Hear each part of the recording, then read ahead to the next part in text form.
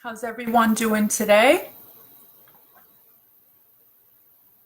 I'm going to get right on it. Um, Please comment and let me know if you're here with me so that I know I'm not alone. Today we're going to be talking about self-esteem. And as I had mentioned to y'all earlier, I was debating on whether I should speak about confidence, but I realized that, hey Chris, how are you, love? Thanks for joining us. Hey Camille, thank you for joining us. So I realized that self-esteem is really the foundation of everything when it comes to how we navigate through the world. And so I wanted to tackle this first because it'll help us identify where we have a problem and hopefully move into a space where we can address it and start building or working on ourselves so that we can build on it. So first, we have to identify or define what self-esteem is, because a lot of people maybe don't have a real concise understanding of what that is. And self-esteem is basically the value that we put on ourselves, the perception of what we're worth, and also the value that we present to others, how we present ourselves to the world. Low self-esteem or high self-esteem affects every aspect of our existence. It affects our personal relationships. It affects how we live, what type of habits we have, whether they're destructive habits like overusing alcohol, overusing drugs, etc.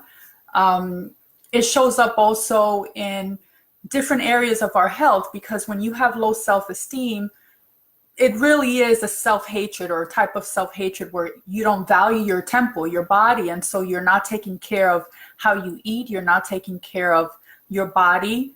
Your health starts to suffer. You really don't even make any room for self-care, taking care of yourself mentally. And so there's so many different levels to it. But one thing that we can't ignore is the fact that self-esteem is directly connected with achievement. We can't ignore that, because when you have high level of self-esteem or a healthy level of self-esteem, you basically have a positive view on life. You are able to take control of your life. You're also able to carry yourself in a way that allows other people to respect you, right? It also influences how you are received by others. If you notice, when you enter a room, what do you feel? What kind of energy do you feel from the people that are receiving you? Do they show you respect, or do they completely ignore or disrespect you? That may be a reflection of how you're entering into that space and how you feel about yourself. It also allows you, when you have a healthy level of self-esteem, it allows you to get out of your comfort zone. And so you're able to push yourself and expand and reach goals that you are seeking. And so there's so many different ways that having a healthy level of self-esteem is beneficial to us. But first, we want to find out what is it that causes us as women, because as I mentioned before, men suffer from it too. It's not something that is specifically our problem.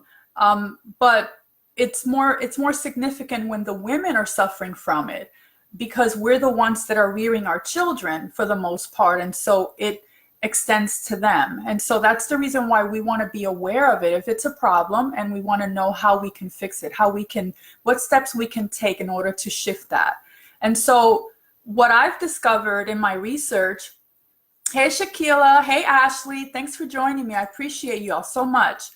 So what I've discovered is that one of the biggest things that we struggle with, or that causes our self-esteem to plummet, is body issue, right? Body image. Societal norms play a big role in this. In fact, this is probably one of the studies that I read mentioned that 91% of women hated the way their body looks. 91%. I mean, that's virtually all of us. And even more significant, the same study mentioned how 92% of young girls, teenagers, by the time they're 17, they're already expressing what things in their body they want to change. So not only are we, the women, inadequate in our own skin, but now we're passing that on to our daughters, to the point that now they have an issue with how they see themselves. So we allow society basically to shape our view of what's beautiful, what's attractive. We also compare ourselves to others, to other women. She's skinnier than I am. She's prettier than I am. She's taller. Her hair is longer. Her skin is better than mine.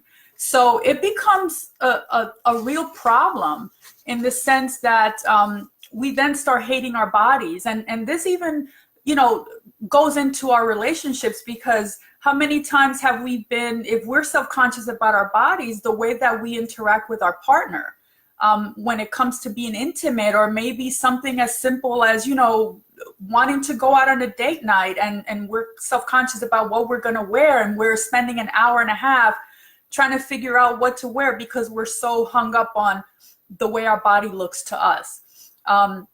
So it definitely has an effect. The second biggest influence in our having low self-esteem is past trauma. And this is a big one, ladies. This is a huge one. We don't like to talk about it, but some of us are carrying a lot of painful baggage. We're carrying around a lot of wounds that we have not taken the time to heal, whether it be from our early childhood, or maybe past experiences that transpired, as we were maturing. The point is that there's a lot of shame, guilt, and fear wrapped in these experiences, and we need to face them so that we can heal and get out of this self-destructive mindset of hating ourselves. So what are the signs that we could be displaying that would show that we have low self-esteem? There's so many of them, but it's important to note that you might be physically attractive. You might be physically beautiful, right, on the outside. So self-esteem has nothing to do with the way you look to the world, or the way you see yourself in the mirror. Because you might be attractive in appearance, but the way that you feel about yourself inside doesn't translate to what you see. And so there's nothing really that you can do to your body to change your self-esteem. You can't, get a nose job. You can't get, what do you call it? The Botox injections. That's not going to change what you're feeling inside. And nothing that you buy, no material thing, is also going to change the way that you feel about yourself, how you hate yourself. And so it's important to remember that. We have to kind of go deeper than the surface. This is not about the superficial aspect of low self-esteem. We're talking about what are the signs that we display in our daily lives that are a clear indication of this being an effect on us. First of all, relationships, right? Dysfunctional relationships are a big way of knowing whether you suffer from low self-esteem. The type of partners that you choose, that you continually keep choosing. It's like a pattern. You're always choosing men that, I'm assuming that everyone here is a woman, right? We're choosing partners that are either mentally, emotionally, or physically abusive, okay? Over and over and over again. We get out of one relationship, we move on to the next one, everything starts great, and then that negative influence starts eroding the relationship. Or we choose partners that are emotionally unavailable. That's another thing too. And we keep doing this over and over and over again. Right, and many people don't recognize it exactly, and it becomes such a pattern, Chris, that it becomes normal. It's normal, so they don't see it, or you would not see it unless you have someone that's either pointing it out to you, or you're kind of stepping out of that bubble. And that's a hard thing to do, and that's why mindset is important, and recognizing that there is a problem is important. And so as far as regular relationships, you might sabotage friendships or romantic relationships because you have so much hate for yourself. And I know that word sounds drastic, hating yourself, but that really is what low self-esteem is about. It's about you not having enough love for yourself. So we want to call it what it is. not being able to be a friend to someone else. You're always looking for the negative, or you're, another thing is belittling others, whether it's your partner, your children. Do you talk down to your maid or talk down to your children in a disrespectful and shameful way? And I know a lot of people kind of, they have the expression, well, I just like to tell it like it is, or I like to keep it real. That's not keeping it real, because love doesn't hurt. We don't use our words to shame others or to make others feel less than. That's an indication of how we see ourselves and how we feel inside. So don't mistake that. Another thing is when you have low self-esteem, you want to make someone else responsible for your happiness. Okay? And that goes into relationships aspect too. You want your husband to fill all those little holes that you have inside you so that you can be complete. You want your children to fill all those little holes that you have so that you can feel complete. And the truth is that when you love yourself, you recognize that you cannot expect someone else to fill you or to make you feel worthy. You're already worthy, but you have to find that within you. And so expecting our happiness to come from our partner or our children is really a way that we're setting ourselves up for that vicious cycle, because no one will ever, it's impossible for someone else to meet our expectations all the time. And so there's going to be times where we're going to be disappointed. And so when we're disappointed, then we resort to the belittling of that partner or that child or that individual that has not met our expectations because we have an unrealistic view of that. And just to take it a step further, because this is something that I see all the time. If we come across videos on social media, and this may seem like something out of left field, but it really is an indication of how we feel about ourselves. If we come across, let's say, a video or maybe a meme on social media that shows another human at their lowest point, okay, and we see that all the time because we see everything on Facebook. Do we take that video and share it, right? Do we share it? Do we maybe comment? Or if someone is being bashed because they're expressing a different viewpoint, do we join in the bashing? That's an indication of how much we love ourselves. Because again, when we love ourselves, our focus is not on putting anyone else down. Our focus is on lifting up. So that's important to remember. Okay. Do we always have to be in control, whether it's with our children, with our partner? Do we feel threatened if our mate wants to spend time with his friends? Maybe he wants to go out to play pool in a healthy environment, or regardless of what the environment is. Do you have to be in control of that? Do you have to check his phone to see who he's been chatting with? All of these things are kind of signs that we as women are very prone to because of our insecurities and our low self-esteem. And so when we get to a place where we don't see the need to do those things anymore, then we know that we are kind of getting to the place where we're happy within ourselves. So we don't have to work ourselves up with all these little distractions so that we don't focus on what's going on inside. Another thing is, I have two more that are pretty important. Consumed by fear. If you have low self-esteem, fear is like the driving force in your life. Fear of everything, fear of failure, fear of being alone, fear of not having enough, fear of being successful, right? Because it can also be the reverse in our business and our, in our endeavors. Do you have a hard time saying no? That's another indication, because saying no, maybe in your mind, if you don't love yourself, is kind of a way of, well, they're not going to like me if I say no. They're not going to like me anymore, and I need them to like me. I need their approval, so I'm just going to say yes, even if it's something that's going to hurt me or my family.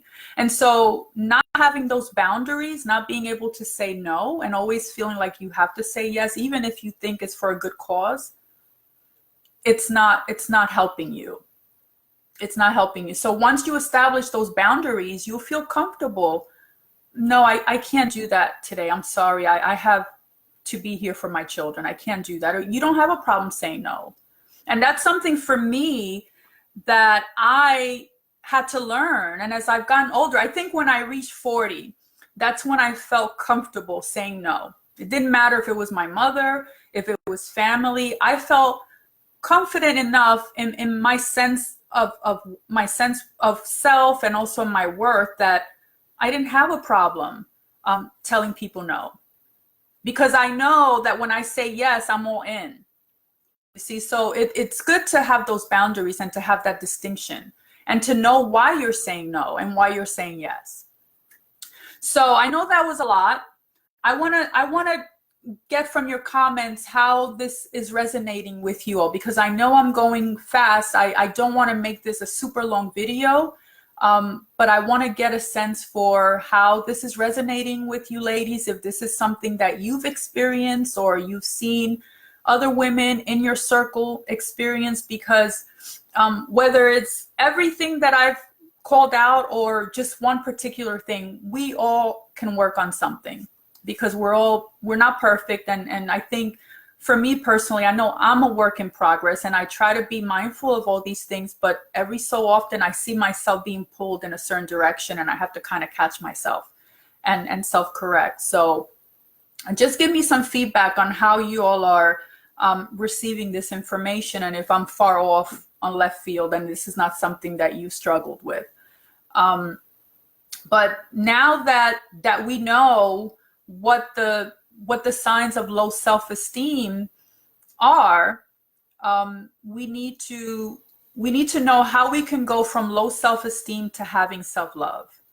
You know, because it's no secret that it's really taking us our whole life to have these ideas and this type of mindset imprinted in us. And really, this is something that started from when we were children, from our childhood. Nothing against our parents. They did the best that they could, but all of this starts in childhood. Our experiences, our interaction, the way that our parents communicated with us, the wording that they use, all of that programming. And now here we are in our 30s, 40s, 50s, and we're struggling with how we view ourselves, how we love ourselves, because we were never really taught how that's done. Maybe it wasn't even modeled in our home. Maybe our mother or our father didn't really come from a generation where that was even valued, because I know for me that was the case. My mother was a single mother raising 3 children, and so self-love, self-care, self-awareness, that was, what was that? It wasn't even in her radar, because she was trying to survive, right? She was trying to support 3 kids, figure out where our next meal was going to come from. So I don't necessarily blame her, and I certainly don't want you to blame your parents. But I think it's important to have this conversation so that we can, you know, change the course for our children, the young ones that are coming up. They need to know this stuff. They need to know how to be more aware of themselves and how to get a handle so that they can have happy, healthy relationships, so that they can have a happy and healthy life. So just want to make sure I'm not missing any comments. So now I'm going to give you some suggestions, because something that has been going on all your life is not going to be able to be reversed in an instant. It's just not going to happen that way. And I think sometimes, you know, that's why sometimes we set goals for ourselves and we think, this is the year that I'm just going to love myself. I'm just going to start January 1st and I'm just going to change my mindset. And what we don't understand is that it doesn't happen. Like, you can't go from 0 to 100. It starts with small little habits, right? Changing your conversation with yourself. As I mentioned yesterday, the words that you use when you're talking to others and when you're talking in your head, that matters. Those little things. And so the first thing that I would do, like, I don't know what your morning routine is, but for me, I like to get up and I meditate for about 15 minutes. I write on my journal, and then I make myself a cup of tea, and then I kind of go on my to-do because I make a list the night before of the things that I want to get done every morning. And so what I encourage you to do is to create some sort of sacred practice in your morning routine. Whether that means you get up, have a cup of coffee, read the Bible, if you're religious, whatever it is, just create something for you, something that is going to allow you to, right as soon as you get up and you start your day, focus inward and allow yourself to kind of reflect on something positive, so that when you step out into the world, your mind is kind of filled with good and happy thoughts. If you have any type of practice that you already do, then share it, because maybe the other ladies that are here can get some ideas on what they can do. I shared what I do. I have my journal, and every morning, this is right by my bedside. Every morning, this is what I do. I meditate, and I don't get out of my bed until I write on here. And what I normally write in my journal is, it depends what's happening. But for me, one of the things that I've started to do is writing 10 things that I'm grateful for. Okay? If you can't find 10 things, then surely you can find 5, right? You have a family, you have children, you have a husband. Think of something that maybe happened the day before that you're grateful for, and write that down. I'm grateful that my son came and gave me a hug, or I'm grateful that my husband got home from work early yesterday, or I'm grateful that my husband washed the dishes for me. Anything, just get yourself into the mindset of showing gratitude, because when you are grateful for whatever it is you have, even if you think your life is awful, when you are grateful, you invite more of that into your life. Whatever it is that you're happy for, if you show that you're grateful, you're going to get more of that. I promise you.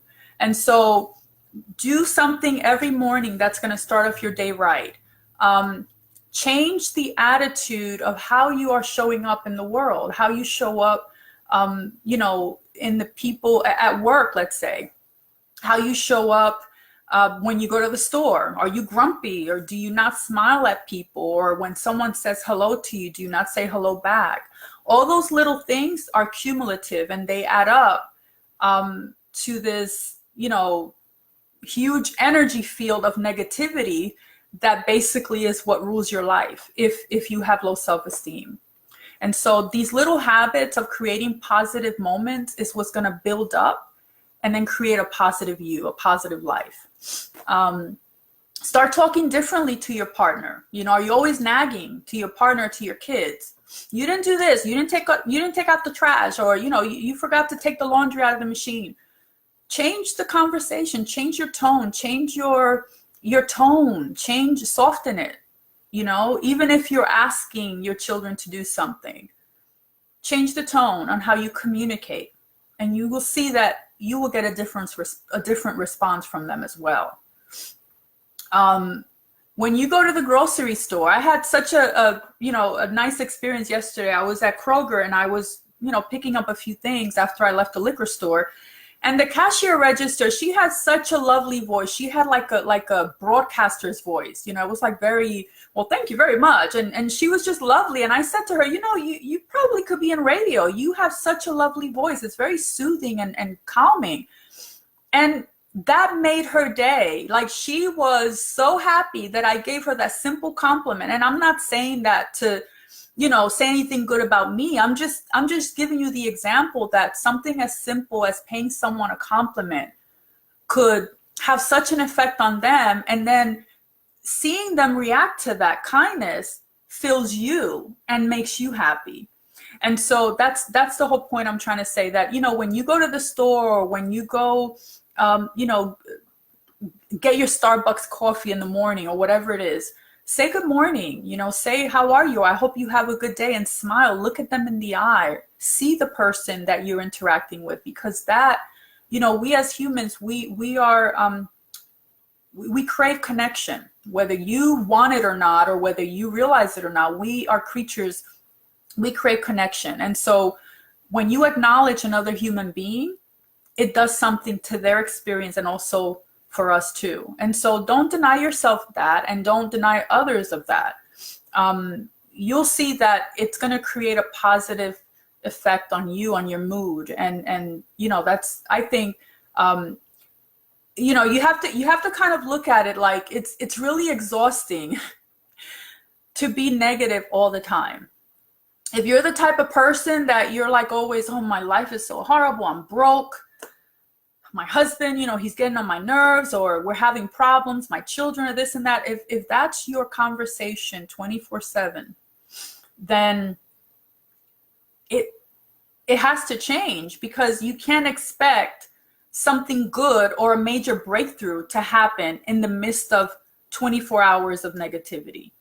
You know what I mean? So at some point you have to break the cycle and allow space for positivity to take over your life. Because if you continue on the same thing, you've had 40 some years or 30 some years of practice with this mindset without doing anything different. And so now, if you really want change for this new year, if you really want to transform your life and your mindset, you need to do something very radical. And if anything that I'm saying here is making you feel uncomfortable, or you feel, no, that's not for me, then you're not ready. Then you're not ready for that change that you think you're seeking. You're just not. And that's okay. That's okay, because we all come to this at different stages, right? Just focus. A lot of times, another thing that I wanted to say was, a lot of times we, as far as the way that we talk to ourselves in our head, if we want to accomplish something and we tell ourselves, no, you can't do that. You want to learn how to play the piano. You can't do that, or whatever it is, whatever thing you want to take up, or maybe there's a course that you want to take. You want to go back to school. You want to get a degree, and you feel like fear of failure is holding you back. You need to reframe the conversation in your head. And for every negative thought that you have, for every thought that tells you, no, Ari, you can't do that, you're not smart enough, you didn't even have a 4.0 grade average in school, so how can you expect yourself to do that? Change it, flip it around and say, maybe so, but I know last year I did this, this, and this. And just bring back from your memory the things that you have accomplished in your life that you're proud of. And that's how you kind of shut that little voice down. For every negative thought that comes up in your head, think of 3 things that you have done that you're proud of. And that'll balance it out, and it'll help you move on to the next day. And then the next day, when that thought comes up again, you do the same thing. Just don't let that voice win, because if you let that voice win, then you'll never get anywhere. You'll never get anywhere. So focus on the things that you have done. Focus on the things that you are proud of. And I'm just trying to see if I'm missing some comments here, because I know I'm just rambling. I just want you to remember, it's taken you years to get to this point, but it can be changed. It can be reversed if you're willing to do it. And I promise you, if you practice mindfulness, if you practice paying attention to the micro moments, the little moments that you spend with your family, with your husband, at work, dealing with other humans in the world, it will, what'll happen is, you're going to make the conscious decision, okay, today, this morning, I'm going to go out there and I'm going to take the attention off myself, because I'm negative all the time. I want to do something different. I know how bad things are, but I'm going to be positive. And when I go into Kroger, I'm just going to smile and I'm going to say hello. And in a shift, in that shift, in that moment where you've made that conscious choice to change the conversation in your head, that's where your gift will appear. That's where that aha moment will come to you. That's where that transformation, or that revelation of what you need to do in order to continue in this pattern is what's going to be evident to you. So the point I'm making is that it's not something that's going to show up instantly. It's something that's going to, with your small little actions that you're taking, the small little steps, it's going to build up. And then you're going to be able to see it. You're going to be able to see the change. So the bottom line, ladies, is that No matter what it is that you're going through, whatever situation you find yourself, you are powerful. You have the power to change it. You have the power to change your mind, the way that you see your life, the way that you see the world, the way that you see your partner, your children. No matter what the situation is, it's in you. Okay, the change that you seek is in you, and you just have to find that in you. And that's gonna, the way that that's gonna work is the way that you're showing up every day, the way that you choose to show up every day. And there's so many different layers to this. I mean, I didn't even touch on the spiritual side or the financial side, because low self-esteem affects every single aspect of our lives. The way that we deal with money when we have low self-esteem, the way that we deal with our spirituality when we have low self-esteem. There's so many different layers, you know. So I just want you all to have kind of a, you know, a better understanding of why this may be happening to you. It's not something that's happening to you. It's actually something that you're doing, and how you can get control of the situation and make the needed changes that are necessary so that you can start enjoying a healthier existence. And if any of this resonated with you, if you want to go deeper, but you don't know how, or you maybe don't want to do it alone, you want my support, as I mentioned before, feel free to reach out to me. I would be more than happy to coach you through it. Whatever it is that you're experiencing right now, I'll be more than happy to support you. And next week, my plan is to maybe share with you different steps, specific steps that you can practice, and you know, that will maybe help you build your confidence. And what I'm also going to do is I'm going to post some affirmations in the group that we can all kind of say to ourselves in the morning. And I don't know how you feel about affirmations. I personally feel that it's an awesome way to start the morning. What I do is I just kind of read them out loud. And this is another thing that I wanted to bring up. You know, when you are thinking about the things that you're grateful for, make sure you write them on paper. Because when you speak whatever it is that you're grateful for, when you say them out loud, it's not enough to think them in your head. Because remember, words have power. And the words that we emote, the words that we speak, they kind of, you know, have an effect. They have an energetic effect in our lives. And so it's important that when we say our affirmations, we don't just say them in our heads, you know, I'm thinking it, it's okay. No, say them. I am beautiful. I am powerful. If your problem is the way that you have a problem with the way that you look, you think you're not beautiful, I am beautiful. If you don't think you're worthy, I am worthy. I deserve to be happy. I deserve to have abundance in my life. Whatever it is that you seek, say it. Say it so that it can show up in your life. Okay, so I am going to end here. I appreciate you all for being present, and just comment if anything that I've said resonated with you, if there's anything that you gleaned from this that you feel might be beneficial to you, let me know so that I know if I'm on the right track or not with you all. And again, I'm very grateful that you're here. I hope that you show up for our next Women's Circle. That's what I'm calling it, because this is how I see these gatherings. I see them as women gathering together in a circle to support, encourage, and build each other up. So thank you again for being here. I love each and every one of you. I will post the affirmations in a little bit, and I'll talk to y'all soon. Bye.